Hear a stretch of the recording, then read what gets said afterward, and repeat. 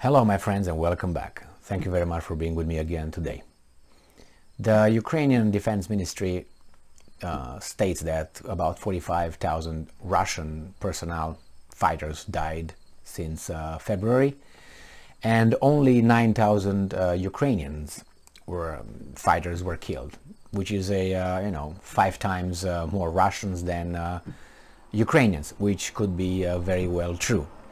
And there are some questions with these numbers. The first one is the fact that we have retired Colonel Douglas McGregor, who stated that actually the Ukrainians lost about 60,000 fighters and had about 100,000 wounded in this war so far. So that would contradict the 9,000 number provided by the Ukrainians. Now we have an article here with a Ukrainian leader, I would say. It's a National Security and Defense Council. He's the guy, the big guy, Oleksiy Danilov. So he's the National Security and Defense Council boss.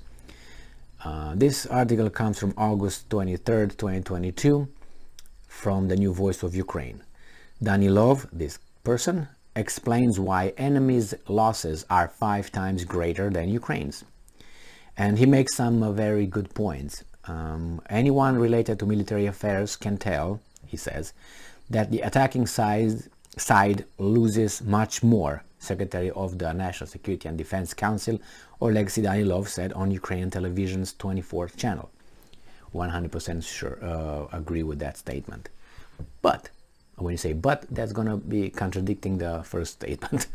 And I'm quoting again. "I can remind you that starting from February 24th, we killed them by the dozens. I would not deny that," he said, "especially near Kiev and in our other oblasts." Okay.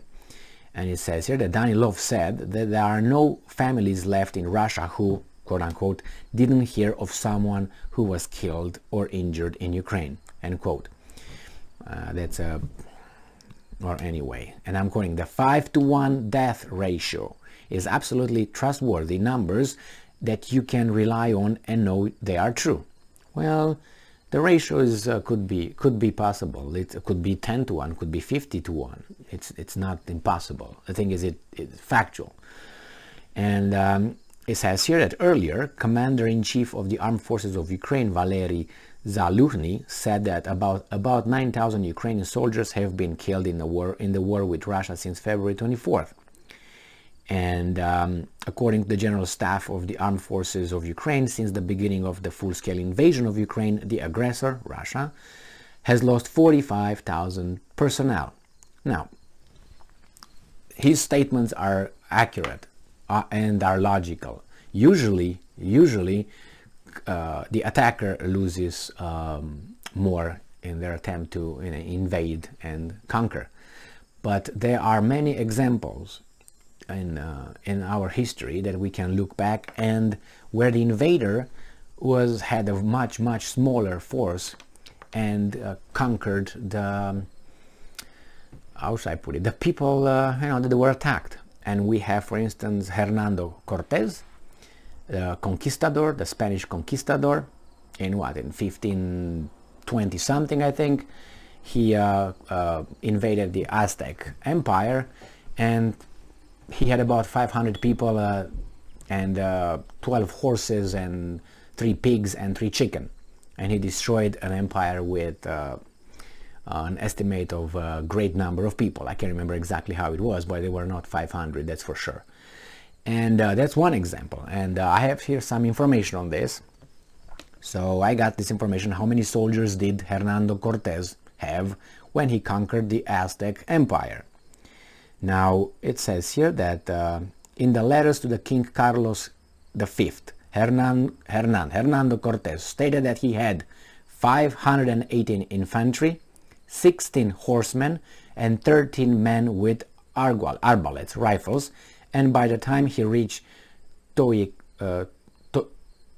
Tenochtitlan, I can say that, but something like that, you know what I mean, the capital, He had about 400 men and 15 horses and 7 cannons and about 1,000 men from Tlaxcala. That's another enemy tribe of the main Aztecs over there. So he didn't have more than 100 and 500 altogether, 1,500. And why did they win? Because they had a bigger, they have technology, they had better weapons. I don't know about spirit or something. Maybe they knew they used certain kind of tactical maneuvers that the Aztecs were not even able to understand.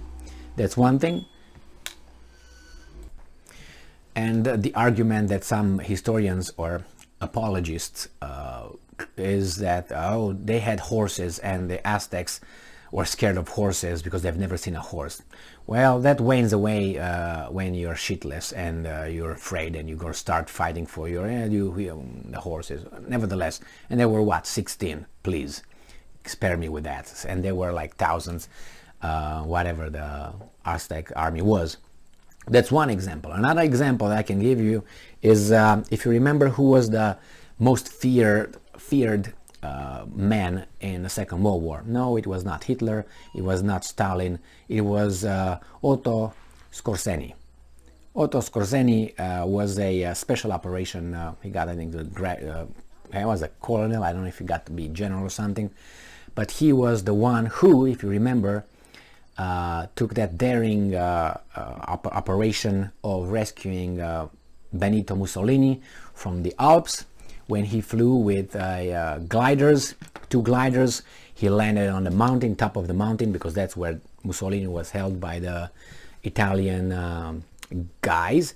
And there were, I can remember how many were over there, how many, 500, 300, 200 guards, and he landed with about 20 people. And he rescued Mussolini with no fire shot. Now, that's another example that Danilov can relate to. Now, it doesn't mean that all these 2 examples will change the general rule. I'm not trying to do that. I've been hitting my head against this here in the United States many times, and it started in college when they tried to tell me that general rule doesn't exist because we have, you know, special. So I'm not trying to make, 2, 3 special cases and say, see, there's no general rule, because those are special cases that prove there's a general rule because they're outside of general rules. So anyway, but you can't talk with these guys. They're just bye-bye. So let's see, these 3 examples I gave them just to show you. This is the guy, if you haven't heard Otto Skorzeny. Look into this guy's life. And he fled to Argentina, and then he came to Spain, and he died in Spain with all his friends around. He was with Perón and Evita. They had a little loving affair, and then he was hired to do all kind of operations, basically assassinate people or things like this after the Second World War. And he was also employed by the Israeli government, by United States government, CIA and other ones. Obviously he was, there's a look for him online and you're gonna find him, Otto Skorzeny, and he's a very interesting guy. I think he died when he was like 65 or something in Spain. So maybe the Russians had a better tactic than the Ukrainians. Maybe the Russians had more weapons. Maybe the Russians had more missiles to destroy them, and maybe they were more organized. Therefore, that 1-to-5 ratio could be very well untrue. Maybe the Ukrainians were more disorganized. So I can come up with many reasons, justifications why maybe the 1-to-5 could be actually 5-to-1, or at least 2-to-1 or something like that. But I thought it was interesting that he tried to make this case of using just a regular general rule, which is, as I said, yes, it's true, the invaders are usually losing more if they have the same kind of weapons and war tactics and all that. If the invaders are superior militarily and have a better organization and so on, then that's not the case. Thank you very much for being with me again today. Stay strong, stay smart, look for the truth, and be just.